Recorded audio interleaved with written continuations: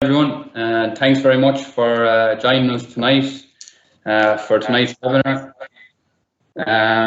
So my name is Mark Butler, and I'm a GPO, Games Promotion Officer with Maynooth GAA Club. I would be in the schools, so I am lucky enough that I get to work with the schools and the club in Maynooth. I'm joined tonight by Kieran, so if I let Kieran introduce himself and we'll get cracking. Hi folks, so my name's Kieran, GPO with Kilcock GAA and Thai GAA, and like Mark, majority of my hours with the clubs will be met up in the primary schools, so it's a topic that we've all found very interesting, and hopefully you can all take something away out with the presentation from tonight. So hope you all enjoy it. Perfect, yeah. I suppose just before we get going, we just have a few house rules, if you like. So just with the mics and the video, if you could just leave them off, and if you have any question or anything like that, then myself and Kieran will monitor the chat box. So if you just hover over the screen, kind of towards the bottom of the screen, you'll get an option for the chat box, and you'll be able to see then. And basically, if you have a question at any time, you can just put your name into the chat box or your question into the chat box, and we'll get you to either turn on your mic or one of us can read out the question. Other than that, I'm going to share, we'll share all tonight's slides with you, so they'll all be sent out to you after the presentation is done. If there's any questions at any stage that you don't want to come in tonight, that's perfect. If you want to get us again, we'll have our email addresses sent out to you as well, so you'll get all the information and you can come back to us at any stage if there's questions later on. Other than that, then I think we're pretty much okay to go. I'm just going to turn on the recording, so we're going to actually record tonight's presentation. So if you have a problem with that, that's all right. You can leave now. Like I said, we'll still get the slides out to you. So just to be aware, I'm just going to turn on the recording before we start.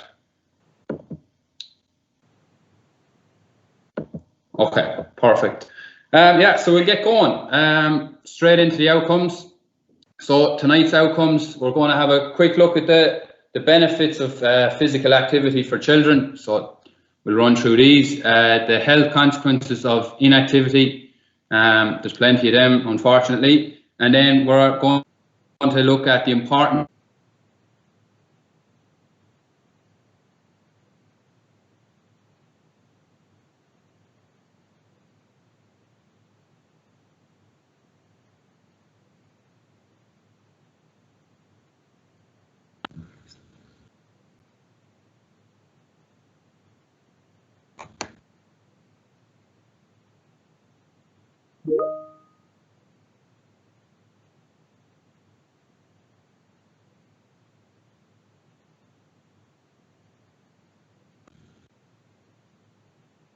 sorry about that, folks. Mark's internet is currently just giving him a bit of trouble there. So just if we can just hold out for a few minutes, Mark's just going to try and log in or log out and then log back in, and he'll come back up with the presentation. Then he has it on his own screen. So just give it a couple of minutes. Unfortunately, this is technology.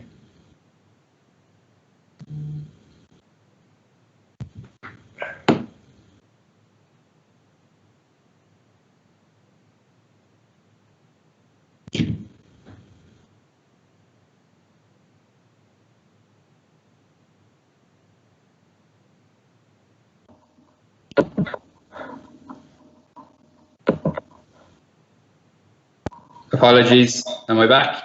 Yeah, back, Mark. No okay, sorry about that, lads. The internet connection won't be great. I'm currently down in Tiff here, and it tends to drop on me every now and again, so my apologies.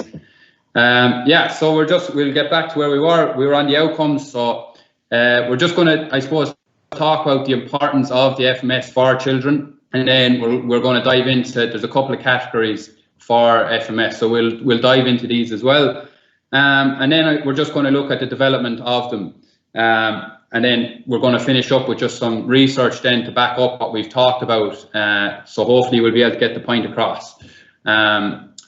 just before we move on, I just want to see if we can get a bit of interaction tonight. So as I said already, if you hover over the screen, you should be able to get up the chat box, and we're just going to give you maybe 1 minute just to see basically what you think are the benefits of the physical activity for children.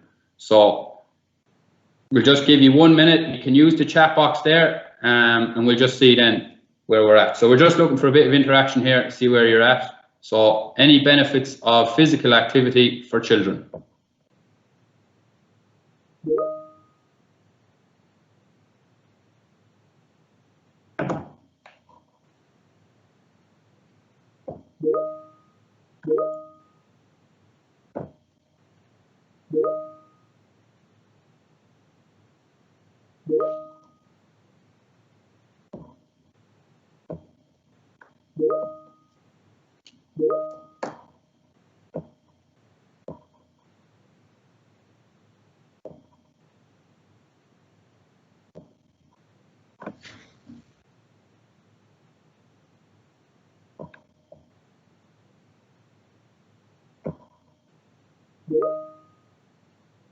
Anything coming through there? Yeah, loads of stuff coming through. Okay, good stuff. So it's like the confidence, improve balance, fitness, coordination, mental well-being, helps children in the real world, strength, competitive spirit, all-round development, problem-solving ability, and then good for mental health as well. So Very good. Coming in. Okay, good stuff. Thanks a million. That's good. So we'll have a look then at the ones here. So these are just the main ones. Obviously, you could have some there too, which are also correct. So the main ones that we have obviously would be improved performance. And we're going to delve into this further in the presentation as well. So better concentration and memory, I think that was mentioned there as well. Decreased anxiety and depression, increased energy, and also reduced fatigue. Okay, so if we just have a look then at the little images here, helps build and maintain healthy bones, muscles and joints, which is very important for GAA players. Helps reduce the risk of developing obesity and other chronic diseases. Okay, so this is a major issue, I suppose, here in Ireland. So that's one of the big ones. Also, we have helps achieve and maintain a healthy body weight, and then we have improved the quantity and quality of sleep. So for this one, I think this one's really important, especially as they become older. Sleep is crucial, but definitely the quality of that sleep. So that's going to be very, very important. Sleep is really linked well with recovery. So that's a major one for me anyway, that stands out there. And then self-esteem. So I think we had said that as well. That was put into the chat box there, which is good. And then improved coordination. So we're going to delve into these a bit more as we go on, but you're definitely on the right path there. So that's good stuff. Okay, so just the physical activity levels in Ireland. So 60 minutes is what's recommended by the World Health Organization between the ages of 5 and 17. So of that, they're looking for moderate to vigorous physical activity. So this is the intensity that they're looking for. Okay, so you might wonder, okay, what is moderate to vigorous intensity? So basically, it's not light intensity, which you'll be able to hold a conversation maybe as you're training or as you're doing a movement. So it requires an increased heart rate or just a breathing rate. So this is where you're kind of hitting that moderate to vigorous intensity. 60 minutes, so we're lucky enough we get them in the schools, but it mightn't have them every day. So it's important then that they have the training in the evenings and things like that, just that they're able to hit the 60 minutes. I know during lockdown, it was a bit tougher, all right, but the likes of the challenges and even just talking to some coaches since, that the idea of giving homework in a sense, and it's homework in terms of movement challenges just throughout the day. So that was a nice, easy way of banking up to 60 minutes. they would have rewarded the minutes. So an exercise or a bout of exercise would maybe equal 5 minutes and things like that. That's the way they would have worked. And then just some of the stats. So these are actually quite frightening. 4 or 5 children in the Republic of Ireland do not meet the guidelines. Screen, which is, so for here we have preschool children on the island of Ireland watch an average of 2 hours and 9 minutes of television every day, which is definitely a scary point. And then 34% of children have their own TV. So obviously these are, if you're starting at that age, it's gonna lead to big problems going down the road. Okay. So just factors then. So some of the factors associated with is screen time, which I mentioned already.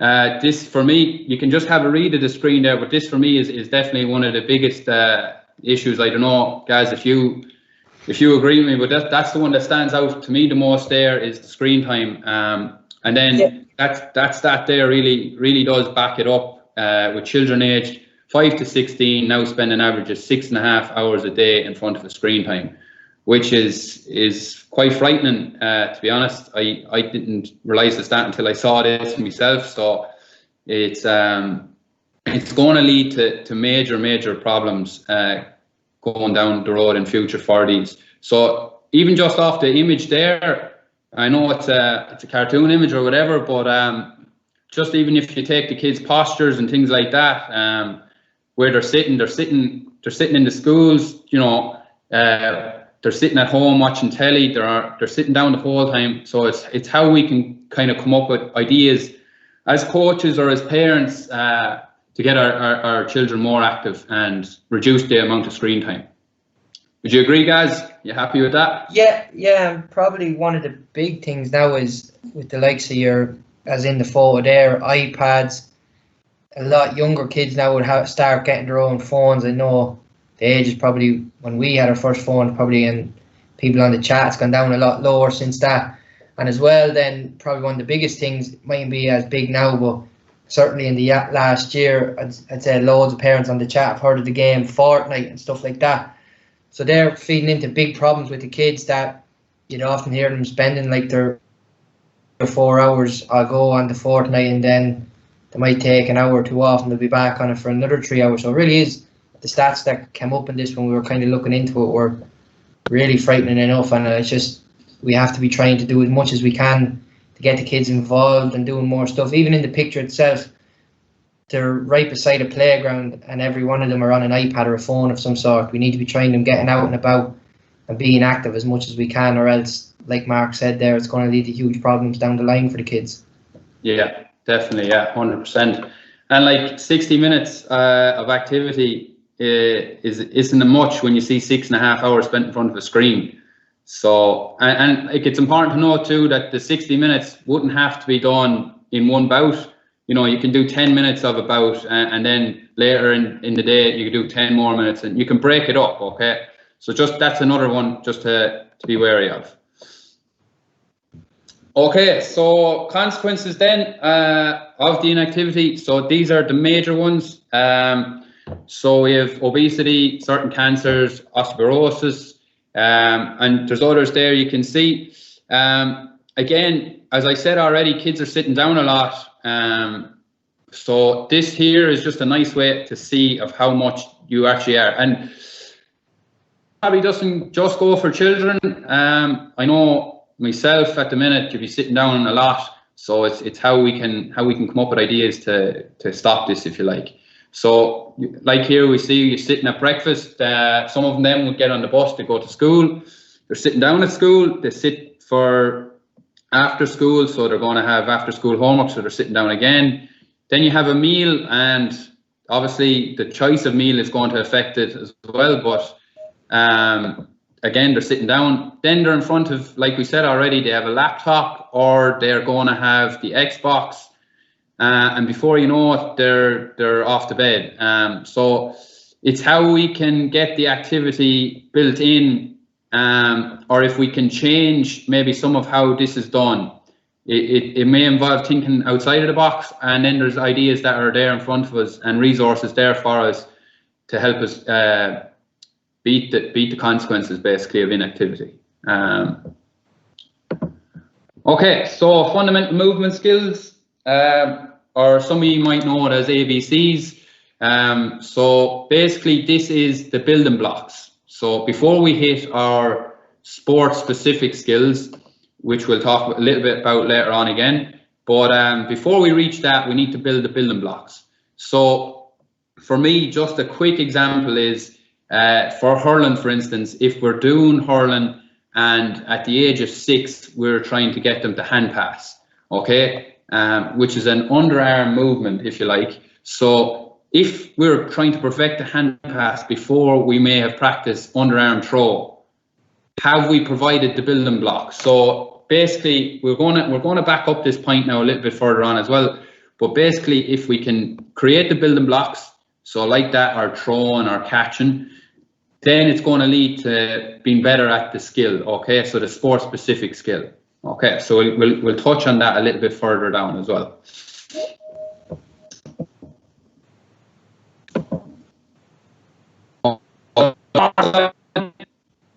It's hugely important, and I've probably mentioned some of it already, but FMS provide a foundation for many physical activities, including play, games, dance, sport, and outdoor pursuits. Okay, so having these skills is essential so that the children can enjoy participation in an active lifestyle, whatever their sport. And that's very important. I know we're here tonight as part of the GAA, but if we can provide the building blocks, if you like, so that fundamental movement, actually going to be probably better for all sports, a lot of sports anyway, we're going to be covering. So if you take the basics of running, for instance, if we can help the kids with running, that leads them into a number of sports and not just the GAA, okay? So that's an important one as well.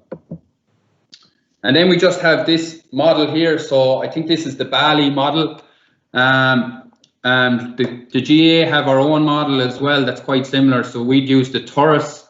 So I know most coaches on this would have seen the Taurus before. But just for tonight, we're just going to have a look at this one because it's quite interesting.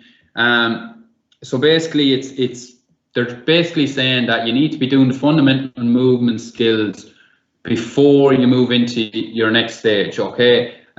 So you have your active start, which is fine, and then fundamentals. So you have the word fun in caps there, and I suppose that's probably an important one to note, that fundamental movements don't have to be boring. It can be a game. It can be, you can think a little bit outside of the box. So for instance, if I'm going training and it doesn't really matter what age group I'm going to be with, I'm going to try and make some bit of the session involve fundamental movements.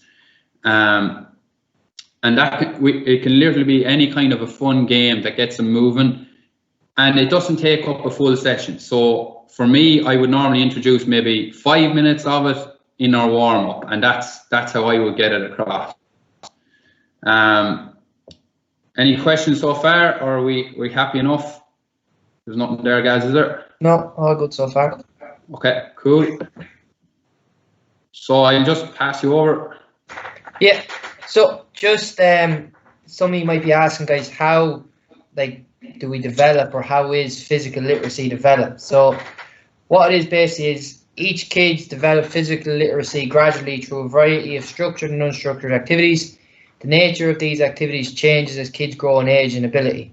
So basically what we're saying is that there's certain stages, like Mark mentioned, in terms of the building blocks, but in terms of developing their physical literacy, it works the same way. So from, as you see on the slide shown, from 0 to 3, what we try and encourage is early movement. So basically everyone does that when the child is small or is baby. We're trying to encourage as much movement in the child as much as we can.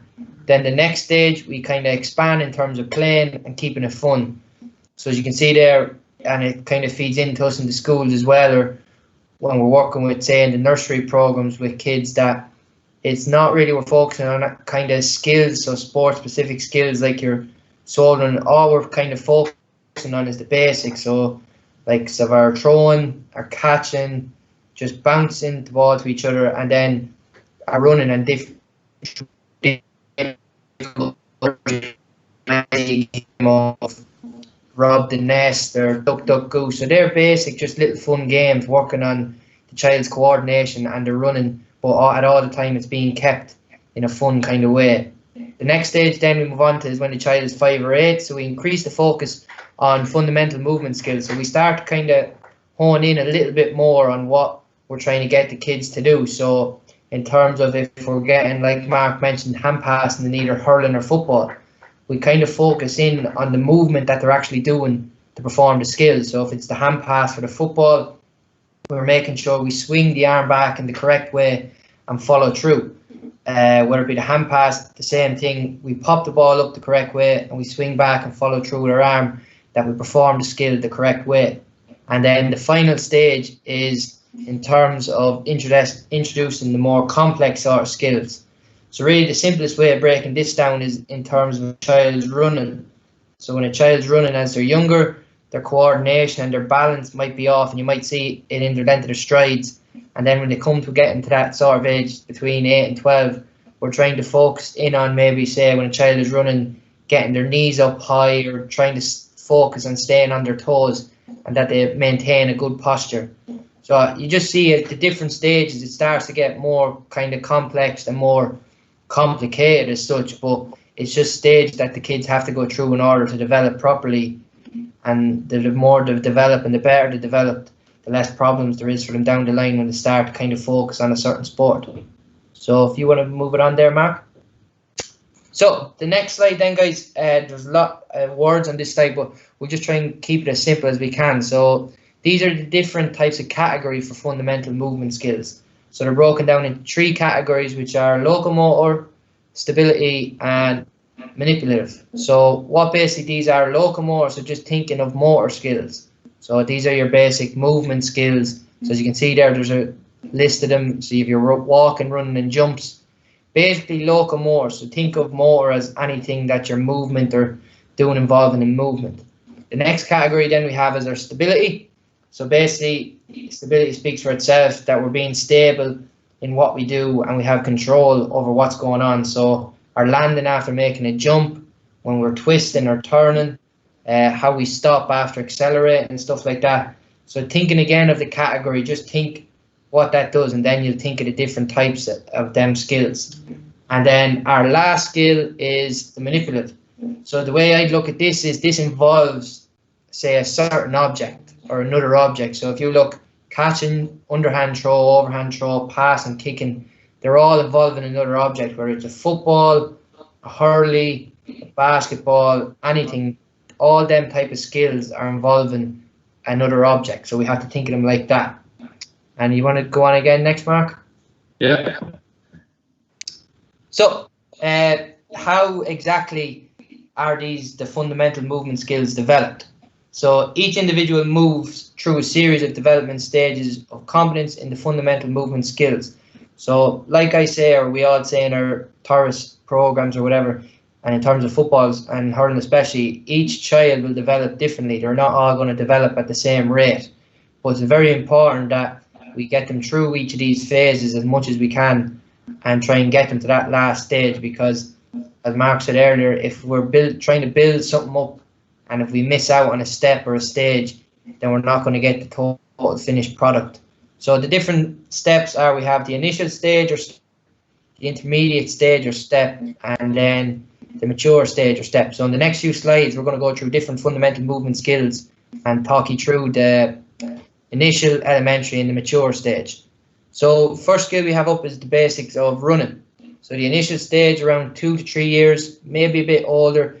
These aren't exact, but like we said, each child developed differently, but we have to try and get them through. So the onset of a pattern, poor control, parts of the sequence missing, rhythm and coordination lacking. So you might see this often, like going back to our nursery programs and things like that, where the kids are playing, run around the fun game, but if you compare their running style to, say, 15 or 16-year-old, obviously you're going to notice a big difference in how they actually perform the running skill. The next then is their intermediate. So then we start to see maybe a bit of progression in the technique of how they're actually starting to run and we notice better rhythm and better coordination between their feet. And then when they get to 5 to 7, they're at their mature stage, we start to encourage them on more kind of technical side of things about lifting their knees up, having a good posture, the use of their arms, different things like that. So then we're bringing everything together and we're trying to get as much good coordination as we can. You want to go to the next one, Mark? Next one, throw. Yeah, the overhand throw. So as you can see in the pictures as well, the words for the next couple of slides are all the same, but we'll just kind of talk through the pictures a bit. So if you can see in the initial stage of the throw, literally the child just has the ball up above their shoulder and they're just throwing it out. And then as we move on to the elementary, after maybe a bit more explaining or thereafter experiencing the skill a bit more, they realise then by winding their arm back a little bit further and a bit more of a harder follow through, they'll throw the ball further. And then as they move on to the mature age, you can see even their feet now are starting to get involved. They've winded back as well as bringing back their arm. They're starting to twist their body back as well. And then it's a kind of a lean, more upright posture as they follow through. But they're getting the perfect throw and sequence there in comparison to what they were doing at the initial and elementary phases. So what we're seeing there is how the kids can learn themselves a bit, but also it's very important, us as coaches, that we try and pick out these little errors or corrections that we notice in the kids and try and bring them on in the stages. So you want to move it on again, Mark? And then we have the catching. So one of the big things I notice in the school, I don't know, Mark might agree with me, is actually just involving, if we get kids even just throwing a ball to each other, even at a young age, the amount of kids that you see go to catch the ball and with their two arms, they go to grab it, but they let the ball kind of fall through their arms, or they just, their hand-eye coordination mightn't be as good. So what we have to do is we have to just keep working on that with them and encouraging. As you can see then, as the pictures go down, they start to get better at the catching, and you notice then, I think it's the third line, as they go to catch the ball, they kind of bring in their arms a little bit closer. So now they're starting to learn that if they bring in their arms and don't catch it with their hands, the ball won't fall through their arms. And then as they get better at the catching, we can start making it harder for them by maybe decreasing the size of the ball, working with bean bags. And I'm sure a lot of you see nowadays with football teams or hurling teams, there's a lot of work being done with two ball skills. So that way, as well as focusing on their catching, we're working on their reactions as well by implementing the use of two footballs or two slitters. And that way they're getting their hand-eye coordination sorted as well. So basically, the big thing with this is that we have to understand as coaches that they have to go through each of these phases. They're not going to go from the initial phase straight onto the mature stage, because they're going to be missing out on some part of the skill if they jump through a stage. So we have to be sure that we get them through the stages, as well as trying to pick out the errors and make the corrections as they're going along through them stages. Because at the end of the day, they still are only young kids and children. They're not going to be able to do everything for themselves. We have to guide them as much as we can. Yeah, and I definitely think too that the objects is, so if you have the small ball and a big ball, the difference it makes for them starting off. Even the likes of the balloons now, we would use them in the nursery and things like that, and it's just kind of, it makes it so much easier. And then if you can just have small cues instead of a big spiel on, you know, different parts of the body where they should be, so you just give a quick cue, and they tend to pick that up a lot quicker as well. But yeah, I definitely would agree with you on all that, guys. Yeah. And then just bring it back to kind of GA, kind of in terms of this. So the punt kick. So one of the big things, a lot of coaches kind of where a mistake can come in when we talk about the punt kick is that we try to focus on the kick too much. But what we kind of miss out on then is the stages before the kick. So how we hold the ball, how we drop the ball, and probably the biggest one then is keeping our eye on the ball. So if you go through, again, we just look through the pictures on the slide, we see at the top in the initial stage, the kid throws the ball up in the air, makes a big swing forward with no kind of real backlift in their leg, and it's a big effort to kick the ball. Then as we see in the next stage of the phase, the kid then introduces the backlift of the leg. He's kind of a bit more controlled in his kicking motion, and it probably results in a better kick. So one of probably the big things I try and encourage, and I know a lot of the coaches would be encouraging in the school, is whatever foot we kick with, that's the foot we try and encourage them to drop the ball with. So rather than dropping with their two hands when they've got to a good enough level or they're at their mature stage, we encourage them to drop the ball with one hand, let it roll off their hand, rather than saying drop it. We say roll off your hand and follow through. And another thing we kind of look to point out is point the toe towards your target. So that way, 9 times out of 10, by pointing your toe towards the target, that's where the football will go, by rolling off your hand onto your foot and following through. So then, as you can see in the last 2 stages, the kicking motion of both the girl and the boy, they're dropping the ball way better, their follow through is much better, and you can see how straight their leg and their foot is as they're kicking the ball. So then again, they're just the different stages of the skill, how we kind of have to encourage and kind of teach them. And as well as Mark said, trying to come up with our own. It doesn't have to be anything fancy. It can be little simple cue words that the kids kind of respond to. One of the things I used in the schools this year, I found was very helpful with the younger kids. When they were hand passing the ball, I'd say to them, think of your follow through like Spider-Man shooting his web, except you keep your fist closed. So if anyone remembers how Spider-Man shoots his web, he brings his fist out in front and with his 2 fingers out, but obviously we're trying to keep the fist closed, but we follow through like Spider-Man shoots his web. So just little smart cues like that keeps the kids kind of interested and involved in it as much as we can. So I think, go on next, Mark. Yeah, perfect. Yeah, I've used that one myself. It's a good one, actually. Yeah. Yeah. So then, just a little bit about how moving from the initial stages to the mature stages. So like we mentioned already, children do not develop automatically in the fundamental movement skills. They need to learn them and practice. So as well as this, they obviously need to be taught how they're doing this. As well, when they're learning how to do these type of things, they're going to make mistakes and you're going to struggle. Obviously, the kids are at a young age. You're going to have to repeat yourself a couple of times. So if there is a misunderstanding, don't be afraid or don't think you're doing something wrong. At the end of the day, they are only young kids. There is going to be mistakes along the way, so don't be panicking. Unfortunately, just a little bit of a quote from a study. Unfortunately, many still have the notion that children somehow automatically learn how to perform these fundamental movements. So that's come back to our thing is, again, us as coaches have to step in and try and teach and give them a better understanding of the fundamental movement skills.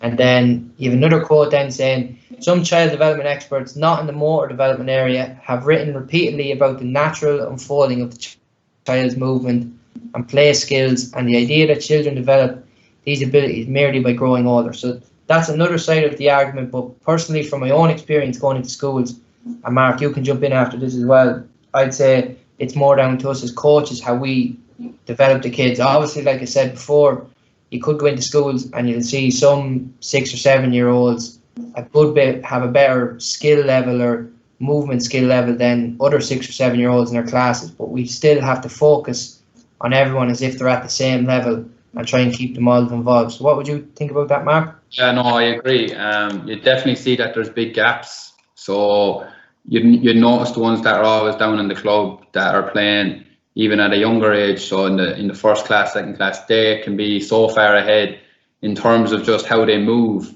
Regardless of actually the sport specific skills, they actually move much freer, and it becomes more natural to them. So I definitely agree there that is definitely one, and it's probably getting the buy-in more than anything, that trying to sell that the fundamental movements are that important. That can be tough too, especially when they don't have, maybe the teacher mightn't have a background in the sport or in sport. So getting the point across can be hard, but introducing it, maybe, like I said already, if you can introduce it into the warm-ups and things like that, and it's easy to build up on it then, because they will see the progress. You can actually see it quite quickly when you're working on the fundamental movements. So definitely, guys, yeah, 100%. So just on a couple of points and then how we can improve the fundamental movement skills. So coaches must know competent parts and key factors of the skills. So that again comes back to us having our own knowledge, whether it be of a basic movement skill or a sport specific skill, that we have enough knowledge that we can kind of see and correct what the kids are doing wrong and how we can use our cue words as such to try and improve them. Also be able to identify stage of development for each of the components, so know what stage the child is at in their development and being able to correct them. Also knowing the appropriate tasks and practices to set. So coming back to this, like when they say know the appropriate tasks, they don't, or practices, they don't exactly have to be anything mad complicated or mad scientific, anything like that. At the end of the day, they're only young kids. It's the most, I'd say, simple sort of things you can be doing with them, but also keeping it fun that will help them improve and also keep them involved with the sport, even if they're not getting it straight away. Also, we must know when to progress and regress, so know if something's too hard for the kids or something's too easy. So just because we're saying that they're children, we still have to try and be able to challenge them that little bit, that it's not all too easy for them. Research shows that teaching interventions do work. So this is something we're going to touch on towards the end of the presentation. We have a couple of studies and research done on different interventions with groups and how the results differed for people who worked on fundamentals, movement skills, and other people who just played the sport. Available evidence indicates that it takes between 240 and 600 minutes of instruction to teach children to correctly perform fundamental motor skills. Now, I know when you see that amount of minutes, you're thinking, God, that's a huge amount of time to put in with kids. But when you think about it, we're looking for 60 minutes a week that kids should be hitting in terms of the guidelines for movement.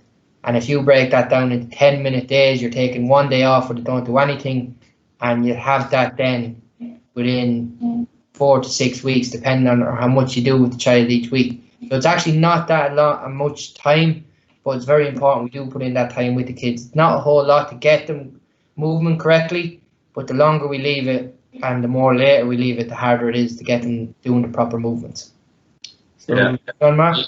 Yeah, perfect. I think probably one there for improving FMS that's maybe not on it is if we can have it fun, because they'll want to do it again and they won't even realize that, okay, we're learning fundamental movement skills here. So like if you were to teach jumping, for instance, or any of the ones, but if you were just to jump forward and you're practicing your jumps and the whole lot, but if you can put that into a game where you bring in hoops and who can jump the furthest and work on landing and the whole lot, it's all of a sudden it's not boring and they enjoy it more. And then the next time they come down, well, can they get a little bit further or can they land better? And it's things like that. So definitely I do think if it's fun, it'll help them improve. So yeah, perfect. Then we're going to look at the relationship then between the fundamental movements and the sport specific skills. We've probably touched on that a good bit there now, and we're going to go more into it. So as we said already, it's the building blocks that we're looking to create, so that they're ready for when they get to that older stage, that they're ready to play at a high level, or at any level really. And then how can we embed them in the sport specific? So we can see that they are similar movements. It's the movement pattern that we're looking at and that they can relate across. So we touched on this already.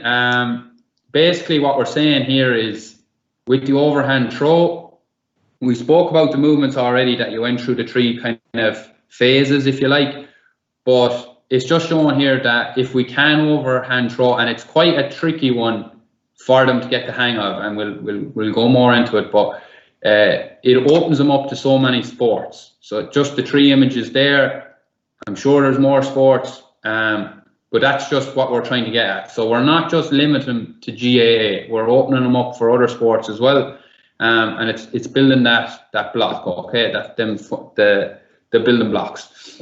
Same with the two-handed strike. So you have your baseball or whatever it is, whatever sport, and again it links across, and it's the same movement pattern again is what we're trying to get at here, and it's the same for striking a ball and hurling, okay. And this, when we're training or teaching it, so with the younger kids, I get the same movement, but for the younger kids I would use a tennis racket because it can be easier for them. I don't know about you guys, but I find that can be quite helpful just because they're not used to it, and it's a nice easy way to start off. So if we can get that action going of the strike, then we can progress it into the hurling strike, which is our sport specific. Yeah, and just another point on that, for the kids especially, like at a young age, want to see they're doing something right, it makes a big difference to them. So obviously, if they have a tennis racket in their hand and they're trying to hit a ball with a tennis racket rather than a hurl, obviously the head on the tennis racket is much bigger. And the fact then that they see they're actually striking the ball properly and we're giving them good encouragement, they start to kind of feed more into it, rather than if you give a child a hurl and he's trying to hit a ball, the head that's much smaller, and they might miss the ball a couple of times or not hit it as far. It's very easy then for the child to kind of get down in themselves and they might not want to come back the next week or try it again. So very important, we keep encouraging them, and it's all about kind of getting their confidence up as much as anything else. Like. Yeah, perfect, yeah. Sliding, again, very similar. So you see it in other sports. Again, we won't go too much on this because there's a good few of these. But again, we're just trying to get the point across that if you can get the fundamentals right, that it opens up to the other sports, and there's such similar movements. So dynamic balance, sidestep and swerve, probably most important really in GAA. It's an important one to take on the player, beat the player. So again, if we can work on it at a basic level before we add in the ball, then when it comes to a pressured situation, that it's an automatic thing that, okay, we've done this before, we're just doing it with the ball now. So you've probably upped it, you've progressed on the fundamental into a sport-specific skill, if you like. Okay, so for the next few bits, we're just going to be looking at kind of studies and research as well. So it's basically going to be trying to back up some of the points that we've gone through. Okay. So is there evidence that FMS can enhance the learning of sport-specific skills? So that's what we're kind of looking at. So there's going to be 2 studies there. And bear in mind, okay, they're not done on hurling or football or camogie or Gaelic or ladies football, but it does transfer across, and we'll talk through that as we go through. Okay, so the first one up, we have 20 females, 18 to 22. Okay, I know we're looking at the older age bracket, but it's not that bad. It's not that much older, should I say. So a novice tennis class, so 2 by 50-minute lessons for 6 weeks. So the intervention group were taught the fundamentals of the overhead throw and practiced it for 15 minutes at the beginning of each lesson. Okay, and then of course the other one didn't. And then what the findings of it found was, so the throw groups improved on their throw and learned serve to a higher level compared to the non-throw groups. So the group that didn't actually practice the throwing before their session, or the 15 minutes at the beginning, they didn't show any improvement, but the group that did showed an improvement. Okay, so 15 minutes, and as I said already, that you don't have to spend a massive amount of time on it like that. They did it kind of almost in the warm-up at the beginning, and they got an improvement. So if we can get that improvement in our players as GA players, we're laughing basically, because we're making them better players overall. Do you want to run through this one, guys? Yeah, so this is a study done by O'Keefe, Harrison and Smith in 2007. So altogether there was 46 volunteers, 27 males and 19 females, and the average age was 15.8 years. So a little bit younger than the last study and maybe a bit older than what we originally talking about, but it still kind of relates all back to the same thing. So they're from 4 different schools. They all pre-tested on the overhead throw with a tennis ball and a badminton overhead clear and a javelin throw. So what School A focused on was the practice of the throw, and they did this in 2 30-minute lessons per week for 6 weeks. School B practiced badminton overhead clear shot, while the School 3 was kind of the controlled group, so they just did normal PE lessons for the time frame of the studies. So the findings from the study, so the throw group made significant improvements on throw, but also on the badminton clear and the javelin throw. So the throw group, not just in terms of one sport, they kind of excelled then at all 3, because the skill they were kind of honing in on, like Mark said, the skills we're looking at, they open us up to more than just one sport in terms of whether it be football or hurling. There can be numerous benefits got from them. The badminton practice group made significant improvements, obviously, on the badminton overhead clear shot, but however, they did not make much progressions on the throw or the javelin. So that's where we can see how by them just focusing on into one sport that they made improvements at that sport, but in terms of other sports, it didn't help them excel. So the conclusion from this study was that support for the relevant fundamental movement skills, i.e. the throwing, before learning sport-specific skills. So the benefit there of learning the throwing skill helped them excel in 3 sports for the kids in the study. However, the group that just focused in on one sport, they only got the benefits of it in one sport. So just, again, relating back to the skills, how they open us up to many different sports and how important they are going forward for them. Yeah, spot on. I suppose then sports skill proficiency barrier. Okay, so you have your basics, which we won't get too much into the infant reflexes, but the rudimentary movement and the fundamental movement skills. Okay, so children that have not developed mature fundamental movement skills during the later fundamental movement phase will likely be hampered in specialized sports skills. So that's what we were saying already, that if we don't have the blocks, the building blocks, if you like, put in at the younger age, it's very hard just to turn on the sport-specific skills. It's not a matter of just perfecting the skills of the game unless you've kind of mastered, if you like, the fundamental movement skills.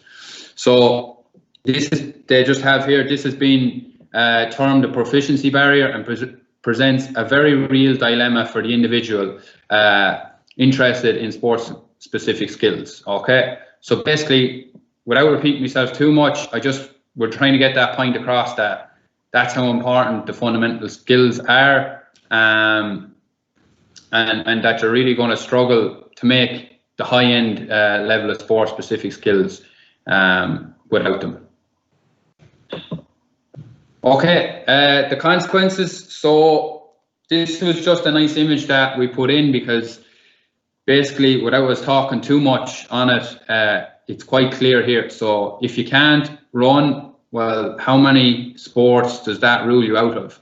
If you can't throw, if you can't swim, okay, so all the fundamental movements basically open us up to different sports. So yeah, that's basically what it is. It's going to make it very hard for you to partake in other sports if you can't master the basics. All right, guys. Yep. So this is just a kind of another diagram of kind of what we were talking about, but maybe just in terms of the actual ages that we should be changing up how we work or how we focus on the skills. So you see there from the fundamental movement phase is 2 to 3, involves 2 to 3 year olds up to 6 to 7. So your 2 to 3 year olds would be your elementary or intermediate, and then you have your 4 or 5 as well. So that comes back to the point that I was making, that kind of every child develops at a different rate. So we're not expecting everyone to be doing the same thing, but just be expecting that some might develop a bit slower, others might develop a bit quicker. In terms of 6 to 7 year olds, they're at the mature stage of their movement, and this should be evident in most of the fundamental movement skills. So at this age, we should start to notice a bit of improvement or some sorts of improvement in how they perform the fundamental movement skills. So then as we move on to the next stage, we're starting to move into the specialized movement phase. So 7 to 10 year olds, this is the transition stage where sport skills start to become honed. So now we start to kind of focus in on our skills, so our hand passing or our kick passing, our pickups, our soloing, our bouncing, our hitting of the ball, the different skills. We start to focus in on them and the movements, how they are applied into the actual skills. Then from 11 to 13 is the application stage. The refined sport skills are now evident. So now we start to see the combination of the two coming together, where some kids might have had good skills but not good movement skills. Now they're at an age where they should be at the stage where they both are at an equal level, and it results in a good kind of skill performance from them. And then at 14 plus, this is the lifelong stage where virtually all the key sport skills are in place. So at this age, one of the things I'd refer back to, if you're not if you haven't worked on, say, for example, kicking off your bad foot before this age, it's going to be a lot harder for someone to pick it up at 15 or 16 rather than someone who's been doing some sort of practice on it since they were 7 or 8, because they've got in their movement, how to move, how to coordinate, how their balance works in order to kick the ball properly. Whereas you could have a brilliant right-footed player at 15 and try to get them start kicking with their left foot, and they look completely different to how they kick with the right, because they weren't taught about kicking on their left foot or balancing on their right foot in order to kick on their left foot. So it's very important that we focus on them movement skills at a young age, and we don't leave it too late, because as you just mentioned there about turning just simple things of kicking with their weak and strong foot, it can have a massive effect on them. Yeah, perfect. And I think even there, like I know it has 14 plus, and that's the specialized movement phase, but it's still kind of, you can still do the fundamentals at all ages. You know, it's not, we're not saying it's just for children. And I think, like, even if you watch the sports news, if you've the sports news on, for instance, and you'll see the rugby boys out, or they're doing their marches, so they're working on their running technique, and that's the basic blocks for the running. Like, we looked at that pattern earlier, and they do that in the warm-up. Like, it can be as simple as that it's done in the warm-up, and it's done at every age.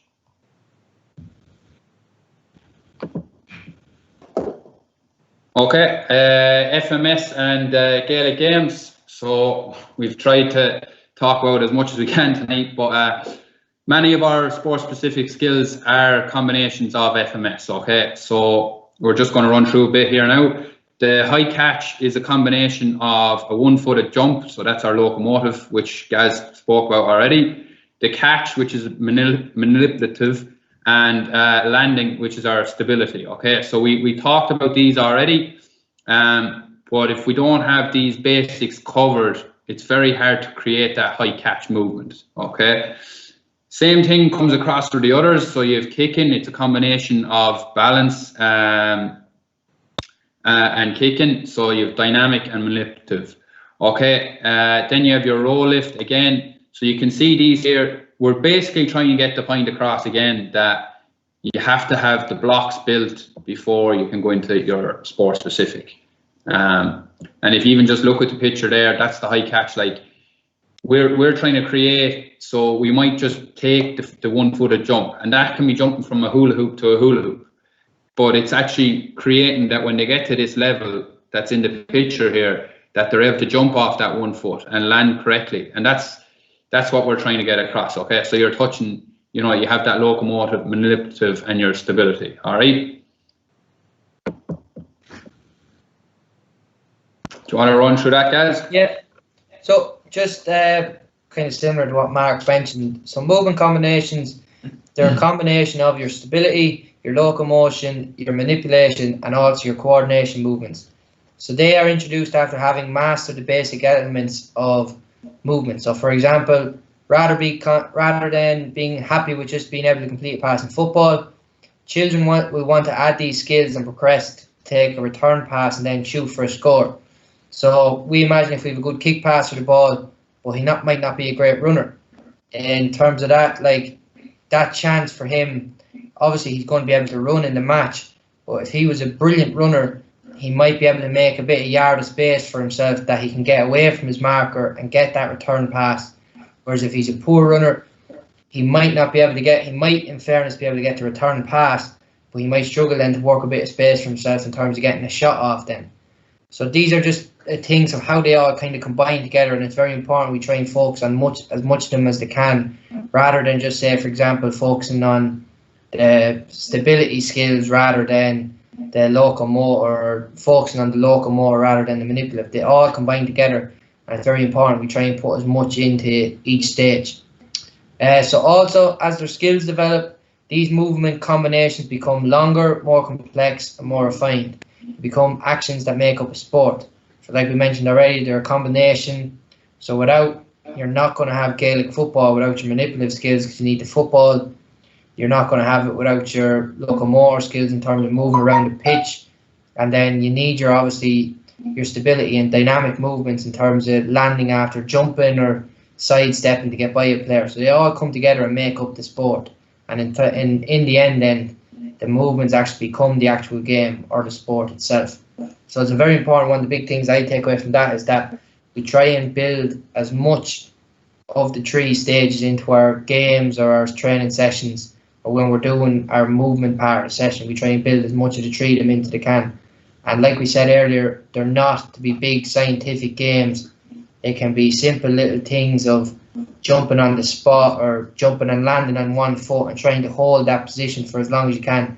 Just simple little games is all it takes, and once there's a bit of fun in them, that's what keeps the kids interested. And then, like Mark said, they'll come back the next week then, and they might say to you, oh, I want to try and beat my score from last week. So that's how we keep the kids engaged and working on their actual fundamental skills without them even realising they're working on them. So. And then this, just a bit of research on some fundamental movement skills in Irish children. So the moving well and being well. So this was a study carried out by Beaton et al. In 2019. So in total there was 2,098 children involved in the study, 47% being girls and 53% being boys. The age range was from 5 to 12, and it involved 44 schools, urban and rural. So probably just quick run through the main findings of the study. So mastery or mastery or near mastery of skills range from 16% for the overhead throw to 75.3% for the run. So the next slide, guys, will kind of have a breakdown of all these figures, and you'll be very interested in looking at some of them. Some of them might surprise you, some of them won't surprise you. Like that's that there, that 75.3% mastered the run in comparison to 16% for the throw. It's not that surprising because there's a lot more kind of involved in the overhand throw at that age, especially. Girls scored significantly higher than the boys in the locomotor and balance subtest, with the boys outperforming the girls in object control skills. So in terms of their actual balancing and how they were able to stabilise themselves, girls scored much better. Or in terms of controlling an object, so it might have been catching a ball or kicking a ball or doing stuff like that, boys turned to score better. There was a significant increase in the fundamental movement skills proficiency seen up to the age of 10, after which proficiency begins to decline. So you might think that's a bit surprising, but then again, that kind of can relate back to the fact that maybe the coaches or the teachers, after they got to that age, they kind of thought that it didn't need to be worked on anymore. 78% scored very poor or below average in fundamental movement skills. So that's a big stat there for us. So out of your 2,000 kids, over 3/4 of that group were below average in their actual fundamental movement skills. So there was a low level of fundamental movement skills proficiency exists amongst the Irish primary school children, and highlights the need for more programs that focus on developing these fundamental movement skills at an early age. So like Mark said at the start, when we looked at the stats in Ireland as a whole, that just further backs up our point. Like, this study was only carried out last year. It's still a huge problem today. People might have thought with all the different nurseries going on in clubs or different things going on by different organisations that we were starting to get better. But that study, now I know you'd be looking for studies with more children involved, but that's just an example of how it still is a big problem in Ireland. And if we have such low levels of fundamental movement skills, how are we going to expect our children then to perform at a relatively high level or a decent level of sport further down the line? It's not just a matter of, okay, you're not able to perform a movement skill, but you're well able to kick a ball, you'll be able to play on our team. So we have to kind of try and combine them as much as we can. And the earlier we get them movement or working on their movement skills, the better it is for them in the long run. What do you think, Mark? Yeah, no, 100%. And I actually didn't really realise too much, but that increase in FMS proficiency up to the age of 10, in which it declines after. So, like, I know there's coaches on here tonight that are working with older age groups as well.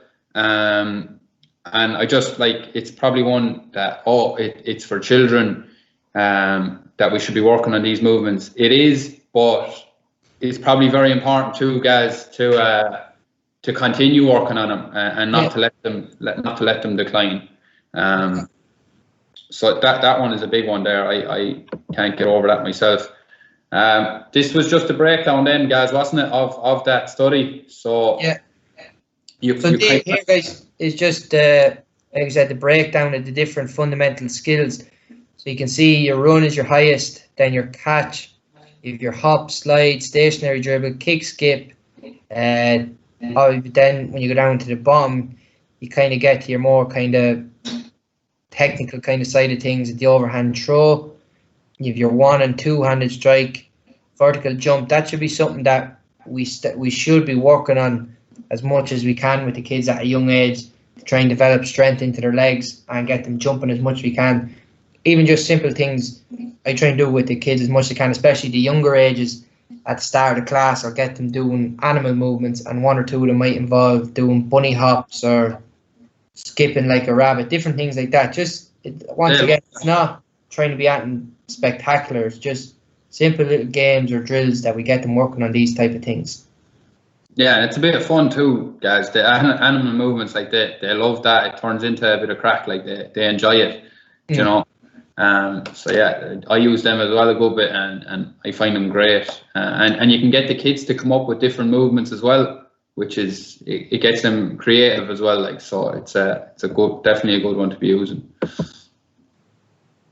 Okay, and here is just like an intervention. So what's being done? So the result of this intervention that was carried out, there was a 25% improvement in fundamental movement skills. So it's a good improvement, but you can still kind of say to yourself, well, we can be doing more, which I'd agree with. But just an example of what made up the actual intervention. So the coach teacher-led class. So there was 30 minutes fundamental skills-based classes a week. So just that made up your 60 minutes that we should be getting a week with the children. So one led by a coach. So that could be the likes of ourselves as GPOs going into the school.